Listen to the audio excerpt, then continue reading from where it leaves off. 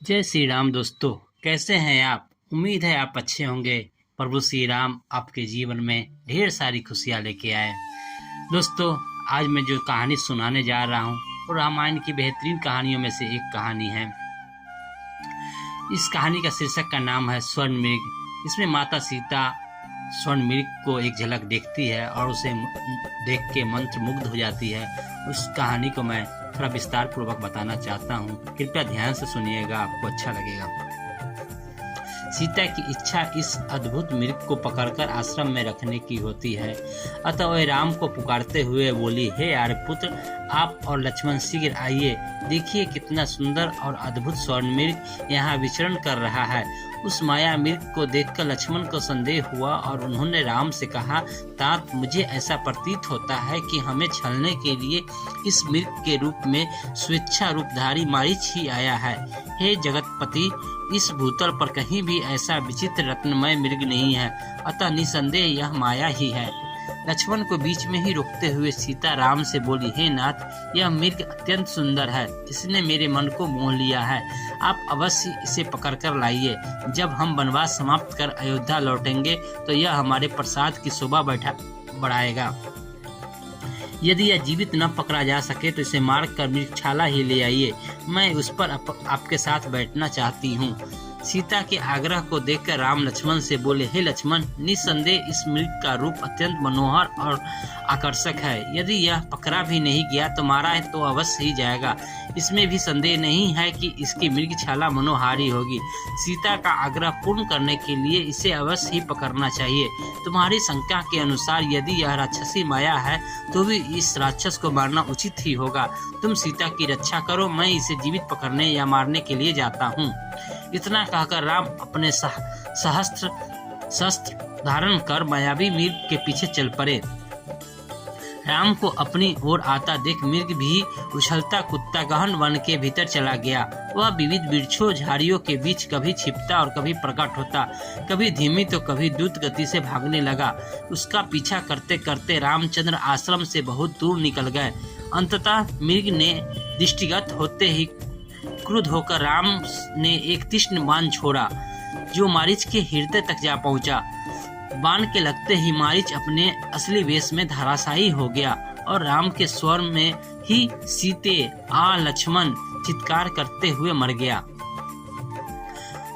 उस राक्षस के मृत शरीर को तथा उसका अपने स्वर में चित्कार करना देख राम को लक्ष्मण का कथन स्मरण हो आया। वास्तव में यह मारीच की माया ही निकली। उन्हें चिंता होने लगी कि मेरे स्वर में किए गए चित्कार को सुन राम की क्या दशा होगी।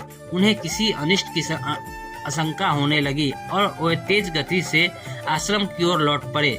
इधर जब सीता ने अपने पति के स्वर में हाय सीते हाय लक्ष्मण सुना तो उन्होंने व्याकुल होकर लक्ष्मण से कहा, हे लक्ष्मण, प्रतीत होता है कि तुम्हारे भैया अवश्य ही किसी संकट में पड़ गए हैं। तुम शीघ्र जाकर उनकी सहायता करो। उनके दुख भरे शब्द सुनकर मेरा हृदय चिंता से बहुत घबरा रहा है।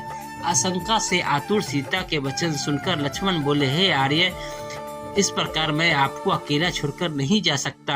भैया ने आपकी रक्षा का भार मुझे सौंपा है। आप धैर्य धारण करें, भैया अभी आते ही होंगे। दुखी होकर सीता बोली, लक्ष्मण, ऐसा प्रतीत होता है कि तुम भाई के रूप में उनके शत्रु हो, इसलिए उनके साथ ऐसा स्वर सुनकर भी उनकी सहायता के लिए नहीं जाना चाहते। जब उनको ही कुछ हो गया तो मेरी रक्षा से क्या लाभ मिलेगा। इस प्रकार कहते हुए उनके नेत्रों से आंसू धारा बहने लगी। सीता की यह दशा देखकर लक्ष्मण हाथ जोड़कर बोले, देवी, आप व्यर्थ दुखी न हो। संसार में ऐसा कोई देवता, दानव, मनुष्य, गंधर्व नहीं है जो भैया के पराक्रम का सामना कर सके। मायावी राक्षस नाना प्रकार के रूप धारण करते हैं और विविध प्रकार की बोलियां बोलते हैं, अतः आपको चिंता करने की आवश्यकता नहीं है। आप तनिक प्रतीक्षा करें, वे आते ही होंगे। लक्ष्मण के तर्कयुक्त वचनों ने सीता के क्रोध को और बढ़ा दिया। वह बोली, लक्ष्मण, मैं तुम्हारे मनोभावों को भली भांति समझती हूँ। तुम राम के न रहने पर मुझे पा लेने की लालसा लेकर ही वन में चले आए हो। मैं तुम्हारी दुष्ट इच्छा को कभी पूरा नहीं होने दूंगी। राम के वियोग में मैं अपने प्राण त्याग दूंगी। सीता का ये वचन सुनकर लक्ष्मण का हृदय विदीर्ण हो उठा।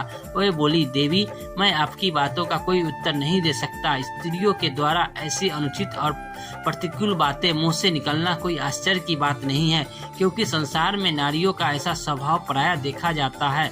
आज आपकी बुद्धि भ्रष्ट हो गई है, जो आपने अगज की आज्ञा पालन करने वाले अनुज पर ऐसा दुष्टपूर्ण लांछन लगा रही हो। मुझे संशय हो रहा है कि आज आप पर अवश्य ही कोई संकट आने वाला है। वन के समस्त देवता आपकी रक्षा करे। वन के देवता इसके साक्षी हैं कि मैं आपके द्वारा बलात् भेजा जा रहा हूँ। लक्ष्मण के वचन सुनकर सीता के नेत्रों से अश्रुधारा बहने लगी और लक्ष्मण उस ओर चल दिए जिधर राम गए थे। ये थी आज की कहानी। आपको कैसी लगी कमेंट बॉक्स में जरूर बताइएगा। कल इसके आगे की कहानी आपको मैं जरूर सुनाऊंगा। धन्यवाद। जय श्री राम।